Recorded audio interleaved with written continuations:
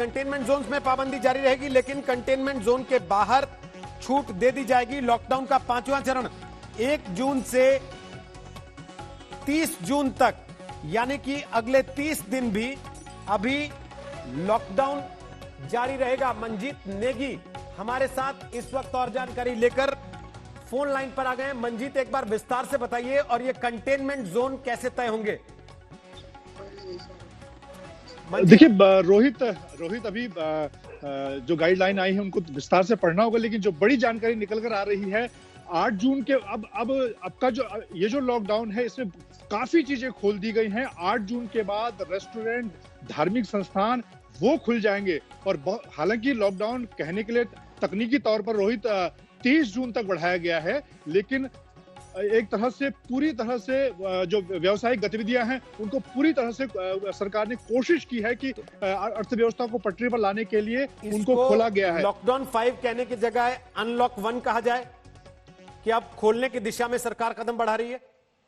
बिल्कुल सही रोहित, अब इसको अनलॉक 1 कहना होगा, क्योंकि तमाम गतिविधियां और खासतौर से जो बड़ी गतिविधियां जिन पर अभी तक लोग सोच रहे थे, चर्चा हो रही थी, खासतौर से जो दुकानें हैं, रेस्टोरेंट हैं, धार्मिक गतिविधि, मंदिर, मस्जिद, गुरुद्वारे हैं, उनको 8 जून के बाद राहत दी गई। कुछ और चीजें मैं इस पे पढ़कर आपको बताने की कोशिश करता हूं, क्योंकि अभी ये गाइडलाइन जारी हुई है। सबसे पहले हमने आज तक पर ये जानकारी अपने दर्शकों तक पहुंचाई है कि सरकार ने इस बार का जो लॉकडाउन है उसको तकनीकी तौर पर रोहित एक तरह से 30 जून तक बढ़ाया, लेकिन बहुत सारी चीजें उसमें खोली गई हैं। साइलेंट फीचर जो उसमें लिखे गए हैं, मैं कुछ चीजें आपको बताना चाहूंगा। School, college, training institute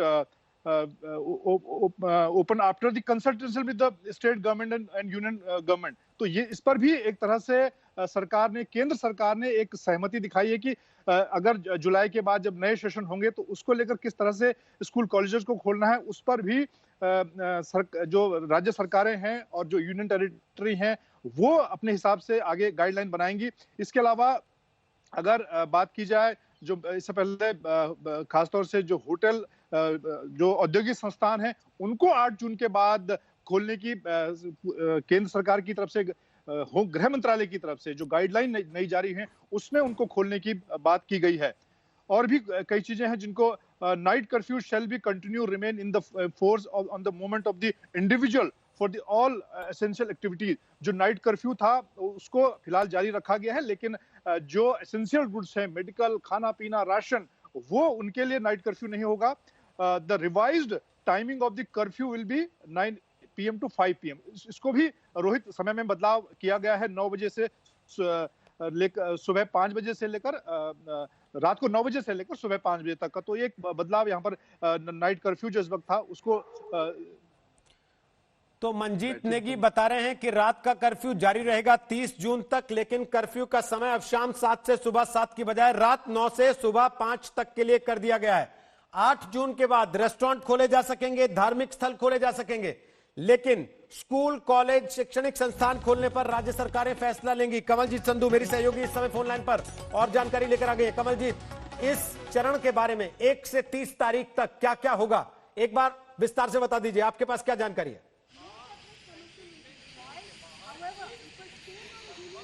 Bharat एक बार फिर खुल रहा है, कोविड की चपेट में है भारत, स्पाइक हो रहा है, लगातार बढ़ रहे हैं केसेस, लेकिन सरकार ने बोला है कि फेज वाइज रीओपनिंग होगा, यानी अनलॉक 1 किया जाएगा। और उस अनलॉक 1 का फेज 1 है जिसमें जैसे हमने पहले बताया था, मंदिर, मस्जिद, गुरुद्वारा, चर्च, ये सब खोले जाएंगे, रिलीजियस प्लेसेस खोले जाएंगे, होटल, रेस्टोरेंट्स, कई स्टेट्स की डिमांड थी कि हॉस्पिटैलिटी सर्विस है उसे खोला जाए, शॉपिंग मॉल्स, अरविंद केजरीवाल, कर्नाटका सरकार, इन सब की मांग थी कि खोला जाए। तो ये फेज 1 में ये आ रहे हैं। और उसके बाद फेज 2 है, जहां पे बहुत बड़ी बात आ रही है कि स्कूल, कॉलेज, एजुकेशनल इंस्टीट्यूशन है, कोचिंग है, ये सरकारें तय करेंगी, यानी राज्य सरकार तय करेंगी, और ये होगा जुलाई के महीने में।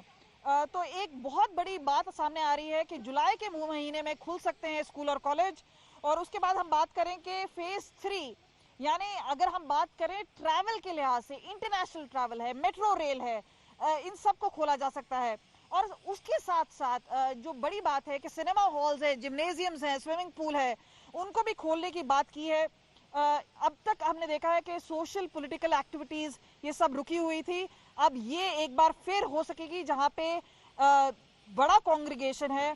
ये फेज 3 है, यानी काफी दिनों बाद। लेकिन जो सबसे बड़ी बात है, और आज तक ने कुछ दिन पहले सबसे बड़ा खुलासा किया था कि प्लेसेस ऑफ वर्शिप, यानी जहां पे आप जा सकते हैं, मंदिर, मस्जिद, गुरुद्वारे, और हमने देखा कर्नाटका के बाद वेस्ट बंगाल सरकार ने भी कहा था कि 1 जून से खुल जाएंगे। गाइडलाइंस के हिसाब से 8 जून से खुल रहा है ये सब। और अगर हम बात करें होटल्स, रेस्टोरेंट्स, यानी सरकारें तय करेंगी। जैसे गोवा में कहा था कि 50% कैपेसिटी के साथ वो अलाउ करेंगे। सोशल डिस्टेंसिंग और मास्क पहनना, हमने देखा है कि पंजाब ने, तमिलनाडु ने फाइन लगाया है कि अगर आप मास्क नहीं पहनेंगे तो फाइन होगा। दिल्ली में भी इस तरह की प्रक्रिया है। तो राज्य सरकारों पे काफी हद तक छोड़ा गया है कि वो क्या करना चाहते हैं। यानी ये जो गाइडलाइन है, इसे फाइन ट्यून करेंगी राज्य सरकार के, क्या वो खोलना चाहते हैं या नहीं खोलना चाहते हैं। लेकिन भारत सरकार की तरफ से, अपनी तरफ से ये छूट हो चुकी है कि खास तौर पे जो पहला फेस है, जितने रिलीजियस इंस्टीट्यूशंस हैं वो खोले जाएंगे, और उसके साथ साथ होटल, रेस्टोरेंट्स खोले जाएंगे और शॉपिंग मॉल। लेकिन एक इंडिविजुअल है, उस पे भी काफी स्ट्रेस है, क्योंकि मान के चले कि केंद्र ने राज्य सरकार को ये निर्णय लेने का फैसला दिया है।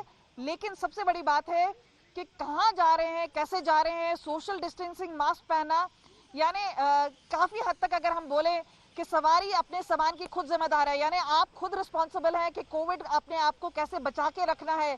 काफी हद तक भारत, अब 2 महीने हो चुके हैं कि भारत बंद रहा है, लेकिन अब जब अनलॉक किया जा रहा है, काफी हद तक ये सिर्फ सरकारों पे नहीं रह जाएगा, एक इंडिविजुअल पे भी रह जाएगा कि क्या करना है और क्या नहीं। बिल्कुल, इस बात के संकेत बहुत पहले मिल गए थे कमलजीत, जब सरकार ने यह कहना शुरू कर दिया था कि लॉकडाउन इसलिए था कि कोरोना के खिलाफ अपनी चिकित्सकीय मेडिकल सुविधाओं की तैयारी को दुरुस्त किया जा सके और लोगों को उसके नियम कायदे सिखाए जा सके, और उसके बाद धीरे धीरे जिंदगी को पटरी पर लाने की तैयारी होगी। हमने सुना भी बीच बीच में राज्यों के मुख्यमंत्रियों ने लगातार कहना शुरू किया, विज्ञापन देने शुरू किए। खासतौर पर दिल्ली के मुख्यमंत्री ने कहा कि अब कोरोना के साथ जीने की आदत डालनी होगी, लोगों को सोशल डिस्टेंसिंग और मास्क का इस्तेमाल, हाथ धोना, इन सब चीजों का ख्याल रखना होगा, और उसी के साथ अब जिंदगी आगे बढ़ेगी। मंजीत नेगी, और क्या जानकारी आपके पास आ रही है? 3 फेज की बात की है अभी कमलजीत ने। पहला फेज जिसमें कि अनलॉक 1 की तैयारी का सरकार ने हिंट दे दिया है, अब कंटेनमेंट जोन के बाहर गतिविधियां चल सकेंगी। 8 जून से आपने खुद बताया कि रेस्टोरेंट्स, होटल्स खुल जाएंगे, धार्मिक स्थल खुलेंगे। जुलाई में फेज 2 में स्कूल, कॉलेज खोलने की तैयारी वो राज्य सरकारों को करनी है, और फेज 3 में इसके बाद अंतरराष्ट्रीय उड़ानें और सार्वजनिक कार्यक्रम करने पर फैसला होगा। लेकिन बड़ा सवाल यह है मंजीत कि अभी भी क्या क्या बंद रहेगा जब अनलॉक फेज 1 में आ गया भारत? रोहित, एक बड़ी जानकारी जो इंटर स्टेट, यानी कि एक राज्य के अंदर और दूसरे राज्य में जाने के जो प्रतिबंध था, उसको पूरी तरह से हटा लिया गया है। यानी कि एक राज्य से दूसरे राज्य में जो नागरिक जाना चाहते हैं, राज्य के अंदर अलग अलग जिलों में जाना चाहते थे, उसको लेकर एक अभी तक प्रतिबंध था। उसके लिए आपको डीएम से और एसपी ऑफिस से परमिशन लेनी पड़ती थी। उस परमिशन को अब खत्म कर दिया गया है, यानी कि अब नागरिक एक राज्य से दूसरे राज्य में जा सकेंगे, राज्य के अंदर एक जिले से दूसरे जिले में जा सकेंगे। उसके लिए अब उन्हें किसी तरह की पास की जरूरत नहीं होगी। सोशल डिस्टेंसिंग का जरूर उनको पालन करना होगा। तो एक मूवमेंट को लेकर जो आवाजाही थी लोगों की, और खासतौर से जो मजदूर, जो कामगार और तमाम दूसरे लोग जो फंसे हुए थे, उनको लेकर सरकार ने, केंद्र जो गृह मंत्रालय है, उसकी जो नई गाइडलाइन अनलॉक 1 जारी हुई है, जो कि 8 जनवरी से पूरी तरह से प्रभावी तरीके से लागू होंगी, उसमें एक बड़ी राहत 8 जून से। जी, अब सवाल यह है कि लोकल बसें, लोकल ट्रेन, राज्यों के अंदर चलने वाली ट्रेन जो इंटरसिटी कनेक्टिविटी देती हैं, वो सब चलेंगी, और चलेंगी तो कब से चलेंगी, कुछ जानकारी है? देखिए, इसमें साफ तौर पर केंद्र सरकार, क्योंकि एक पूरे राज्यों के लिए, पूरे देश के लिए गाइडलाइन बनाती है, तो उसमें अब केंद्र की तरफ से और एनडीए में कानून नियम के तहत जो एक प्रतिबंध लगाया गया था, उस प्रतिबंध को हटा दिया गया। अब राज्य सरकारों को तय करना है कि कोविड की समस्या के बीच उसमें सोशल डिस्टेंसिंग को ध्यान में रखते हुए किस तरह से जो बसें चलेंगी इंटरस्टेट के एक राज्य से दूसरे राज्य के बीच और राज्यों के अंदर जो पब्लिक ट्रांसपोर्ट चलेगा, दिल्ली में जैसे अब मेट्रो को 8 जून के बाद खोलने की तैयारी होगी, उनमें किस तरह की सावधानियां होंगी ये राज्यों को तय करनी है। लेकिन अब केंद्र सरकार की तरफ से, गृह मंत्रालय की तरफ से, भारत सरकार की तरफ से जो एक तरह का प्रतिबंध था उसको हटा दिया गया है। और इसी तरह से ये बात अगर हम स्विमिंग पूल की बात करें, रेस्टोरेंट की बात करें, होटल्स की बात करें, जो भी पब्लिक संस्थान उनकी बात करें, उसमें जरूर एक लाइन रोहित यहाँ पर लिखी गई है कि एक लिमिटेड नंबर का ध्यान रखना होगा कि संख्या ज्यादा ना हो। अगर रेस्टोरेंट में आप बैठे हैं उसमें किस तरह से कितने लोग अंदर बैठे होंगे, उनमें कितनी दूरी होगी, स्विमिंग पूल में कितने लोग अलाउ होंगे, जिनमें में कितने लोग अलाउ होंगे, इतने। इसके अलावा जो और पब्लिक सर्विसेज हैं जहां पर लोग इकट्ठा होते हैं उसमें लोगों की संख्या को लेकर जब जरूर उसमें इस नई गाइडलाइन में कहा गया है। लेकिन अब एक तरह से सभी तरह की व्यापारिक गतिविधियां सहित सभी तरह के जो लोगों के रोजमर्रा के जीवन से जुड़ी हुई चीजें थी, उनको सरकार ने, केंद्र सरकार की तरफ से एक तरह से 8 जून के बाद अब 30 जून तक के बीच जो एक तरह से कहना होगा कि सांकेतिक ही लॉकडाउन रहेगा, उसके लिए सरकार ने काफी छूट दी है। जी, तो क्या अब यह माना जाए कि कंटेनमेंट जोन को छोड़कर 1 तारीख से लगभग सब खुल चुका है?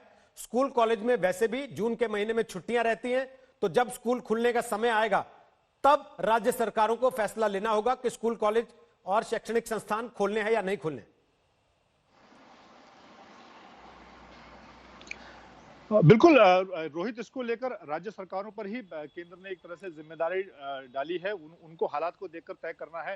हालांकि अभी तक अगर एचआरडी की मानव संसाधन मंत्रालय की बात की जाए या केंद्र सरकार की बात की जाए तो उन्होंने जो परीक्षाएं हैं, इसके अलावा जिन लोगों के जो कुछ परीक्षाएं नहीं हो पाई थी उसको लेकर पहले ही गाइडलाइन आ चुकी है, उनकी परीक्षाएं होनी है। लेकिन जुलाई के बाद जो नए सेशन शुरू होने हैं कॉलेजेस के, स्कूलों के, उसको लेकर अब राज्यों को जिम्मेदारी केंद्र ने दी है कि वो तय करें कि अपनी सुविधा के हिसाब से, और खासतौर से जो ऐसे राज्य हैं जहां पर कंटेनमेंट जोन ज्यादा है, जहां पर रेड जोन के हालात हैं, वहां वो अपने हिसाब से तय करेंगे। और बाकी जहां एक तरह से स्थिति नियंत्रण में है वहां पर वो अपने हिसाब से तिथि यानी कि समय जो स्कूल खोलने की तारीखें हैं वो अपने हिसाब से तय करेंगे।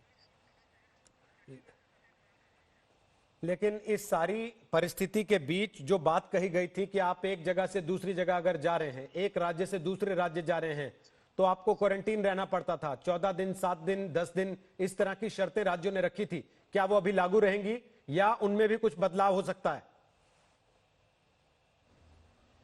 रोहित, यहाँ पर जो गाइडलाइन दी है उसमें ये बात क्वारंटीन को लेकर नया निर्देश नहीं है। तो मुझे लगता है कि पुराना निर्देश एक बार राज्यों की तरफ से देखना होगा। लेकिन इसमें यह जरूर कहा गया कि अब किसी तरह के अलग से पास की जरूरत नहीं होगी। एक व्यक्ति जो नाइट कर्फ्यू के अलावा जो वक्त है उसमें आराम से एक राज्य से दूसरे राज्य में, एक जिले से दूसरे जिले में जा सकेगा। हालांकि साथ साथ एमएचए की गाइडलाइन में यह भी जरूर कहा गया है कि नागरिकों को, राज्य सरकारों को यह भी तय करना है कि लोगों कोविड के से लोगों की जो सुरक्षा है उनको उनके जीवन को बचाने के लिए जो गाइडलाइन एनडीएमए की तरफ से, गृह मंत्रालय की तरफ से जो नियम अभी चल रहे हैं उनका भी पालन किया जाए। सोशल डिस्टेंसिंग की बात की जाए, क्वारंटीन की जो बात अभी तक लागू है उसको भी यहाँ पर कहा गया है। लेकिन बहुत ज्यादा उसको लेकर ये इसमें जानकारी नहीं दी गई है कि क्या 14 दिन का जो व्यक्ति एक जिले से दूसरे जिले में जाएगा या एक राज्य से दूसरे राज्य में जाएगा उसको क्वारंटीन करना होगा कि नहीं। सत्येंद्र चौहान हमारे सहयोगी इस समय चंडीगढ़ से आ गए हैं। मुस्तफा शेख इस वक्त हमारे सहयोगी मुंबई से आ गए हैं। मुस्तफा, राज्यों की सरकारें लगातार ये कह रही थी कि केंद्र की गाइडलाइन आ जाएगी, उसके बाद हम अपनी बात रखेंगे देश के सामने, अपने लोगों को बताएंगे कि हम क्या फैसला लेना चाहते हैं।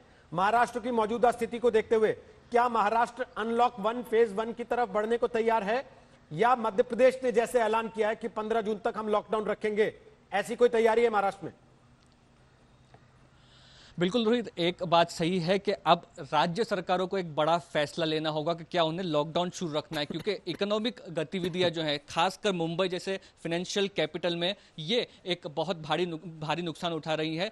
कुछ ही वक्त में चीफ मिनिस्टर उद्धव ठाकरे बात करेंगे और इसमें आगे की जानकारी दी जाएगी कि क्या ये phase wise lifting of lockdown है ये अब मुंबई में पॉसिबल होगा या नहीं। क्योंकि अगर आप स्ट्रक्चर देखें रोहित, तो अभी जो है वो सेंटर से गाइडलाइंस आई है, महाराष्ट्र गवर्नमेंट और उसके बाद खुद बीएमसी अपनी गाइडलाइंस अलग से निकालती है। तो ये जो 2 चरण है ये अभी बाकी है। तो महाराष्ट्र के और मुंबई के लोगों के लिए क्या लॉकडाउन उठना ये राहत की बात है या नहीं, ये ग्राउंड लेवल पर इंप्लीमेंट होने में 2 से 3 दिन रोहित लग सकते हैं।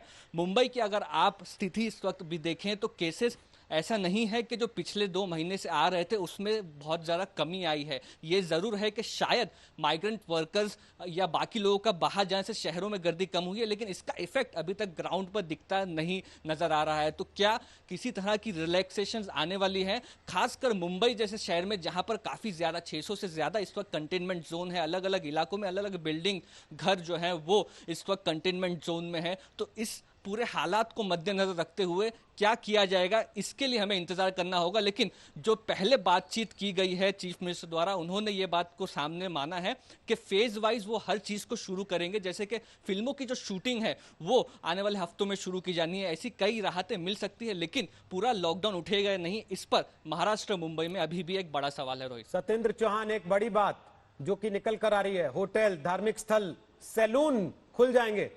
अमेरिका में आपको बताऊं, सैलून्स खोलने के लिए बाकायदे प्रदर्शन हो गए सड़कों पर, और भारत की सरकार ने अनलॉक 1 के पहले ही फेज में उसको छूट दे दी है। हरियाणा की सरकार ने क्या क्या तय किया, क्योंकि राज्यों पर अब बहुत हद तक दारोमदार रहेगा। देखिए रोहित, मैं आपको एक चीज बता दूं कि हरियाणा की सरकार ने पहले ही साफ कर दिया था कि जो केंद्र की गाइडलाइंस होंगी उनको फॉलो किया जाएगा। लेकिन यहां पर मसला है पंजाब का।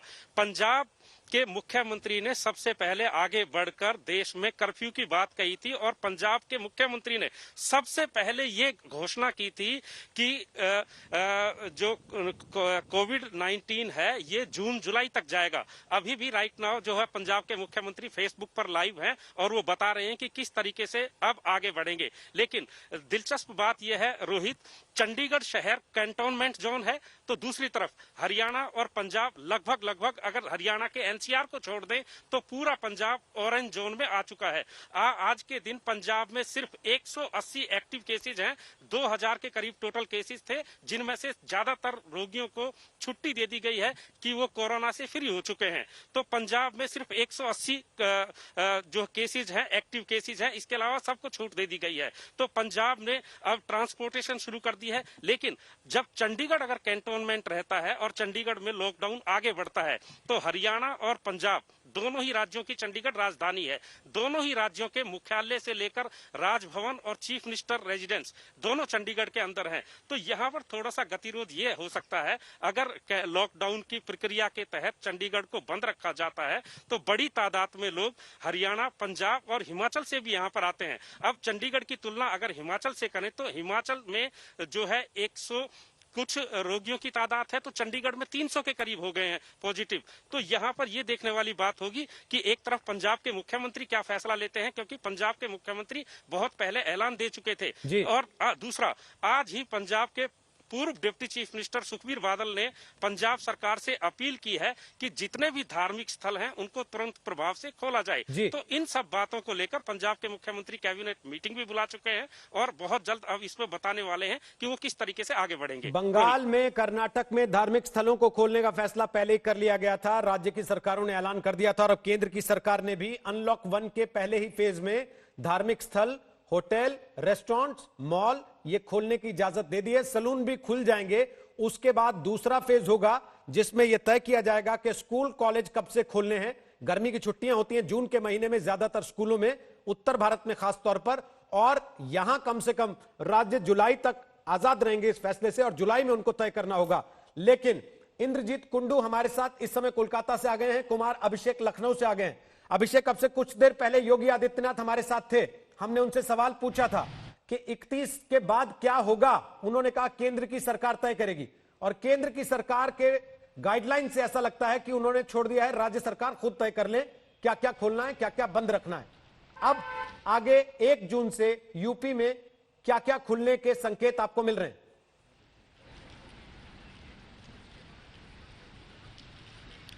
देखिए रोहित, अब तक जो 4 लॉकडाउन हुए हैं उसमें राज्य सरकार ने अपने तरफ से कुछ नहीं किया है। जितने भी गाइडलाइंस केंद्र सरकार के आए उसे ही पूरी तरीके से फॉलो किया है। और जिस तरीके से आपके इंटरव्यू में खुद मुख्यमंत्री योगी आदित्यनाथ ने कहा कि जैसे ही केंद्र सरकार का गाइडलाइन आएगा उसे वो फॉलो करेंगे, तो जिस तरीके से एक तरीके से कहा जाए तो ये पूरा का पूरा खुल चुका है गाइडलाइन। अगर कुछ चीजों को छोड़ दिया जाए तो निश्चित तौर पर सरकार ने जो यहाँ से प्रस्ताव भेजा था उसमें धार्मिक स्थलों को खोलने का प्रस्ताव योगी सरकार ने दिया था, क्योंकि यहाँ के मंदिर, यहाँ के जो मस्जिद, जितने भी धर्म स्थल हैं उनके तरफ से भी लगातार मांगे उठ रही थी कि खोला जाए।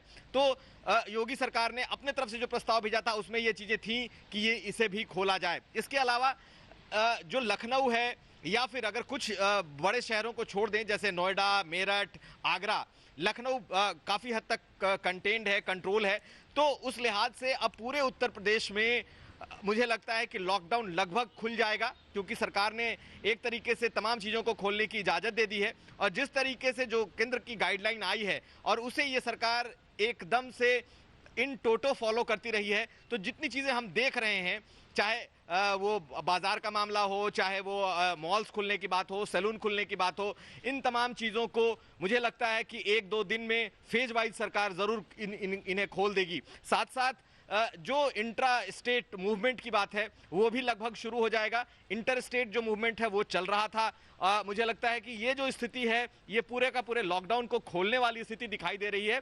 और चूंकि उत्तर प्रदेश कहीं ना कहीं थोड़ा कंटेंट दिखाई दिया है मुंबई या फिर दिल्ली या फिर इंदौर और अहमदाबाद की तुलना में, ऐसी स्थिति में राज्य सरकार कहीं आगे बढ़ करके इसके खोलने का फैसला ले सकती है। आने वाले दिनों में क्या आपको लगता है 1 तारीख के बाद स्थानीय स्तर पर जो जिलों को जोड़ने के लिए बसें चलती हैं या ट्रेन चलती हैं लोकल, उनका आवागमन हो जाएगा शुरू?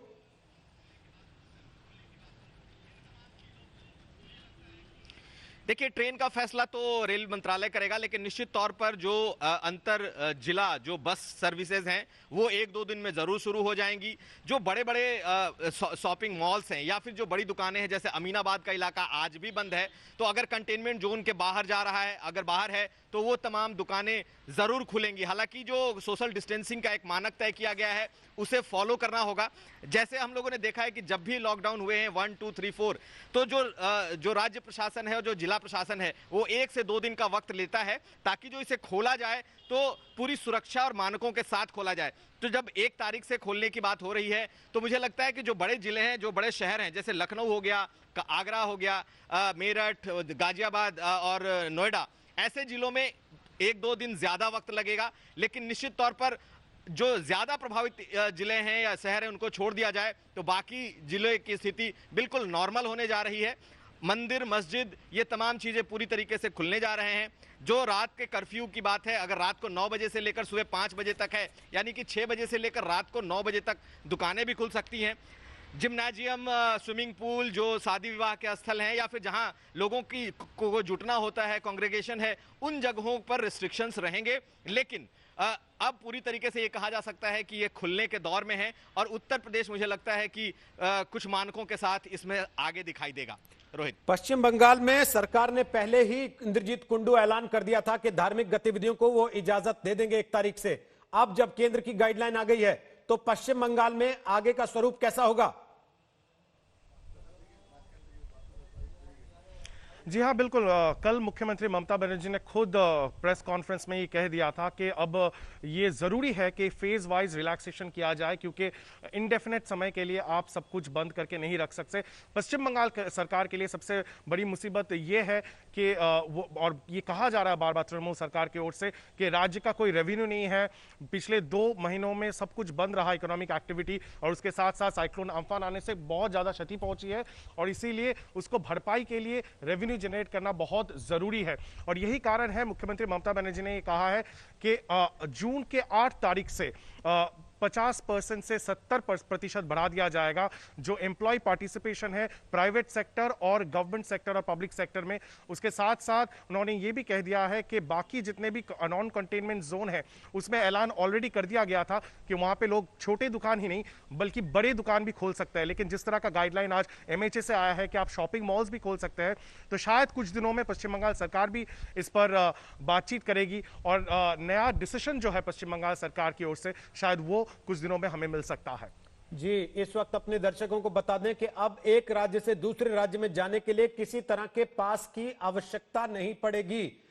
1 जून से तस्वीर बदल जाएगी। अनलॉक 1 की दिशा में भारत कदम बढ़ा रहा है और फेज वाइज एक एक करके चीजें खोले जाने की तैयारी है। पहले फेज में 1 जून से 8 जून तक, उसके बाद दूसरे फेज में स्कूल, कॉलेज, शैक्षणिक संस्थान खोलने का फैसला ये राज्य सरकारें करेंगी। लेकिन उस दौरान मेट्रो सेवा, जिम, पार्क, सिनेमा बंद रहेंगे और थर्ड फेज में इन चीजों को खोलने पर सरकारें फैसला करेंगी और साथ ही अंतर्राष्ट्रीय उड़ान के लिए भी फैसला तभी होगा, मेट्रो के लिए भी फैसला तभी होगा और उसकी गाइडलाइंस भी अलग से जारी कर दी गई हैं। लेकिन बड़ी बात यह है कि जो शाम का कर्फ्यू था 7 बजे से लेकर 7 बजे तक, उसे हटाकर अब रात 9 बजे से सुबह के 5 बजे तक के लिए कर दिया गया है। यानी कि अब दुकानें देर तक के लिए खुली रह सकेंगी। इस पर राज्यों की सरकारों को फैसला लेना होगा। जब एक राज्य से दूसरे राज्य जाने की छूट दे दी गई है, पास हटा लिया गया है, राज्यों के भीतर भी, जिलों के अंदर एक जगह से दूसरी जगह जाने की छूट दे दी गई है। इसका मतलब यह कि अब राज्यों को तय करना होगा कि वो अंतरराज्यीय बस सेवाएं कब से शुरू करना चाहते हैं और रेलवे को यह तय करना होगा कि वो लोकल ट्रेन की सुविधा कब से शुरू वापस कर देना चाहता है।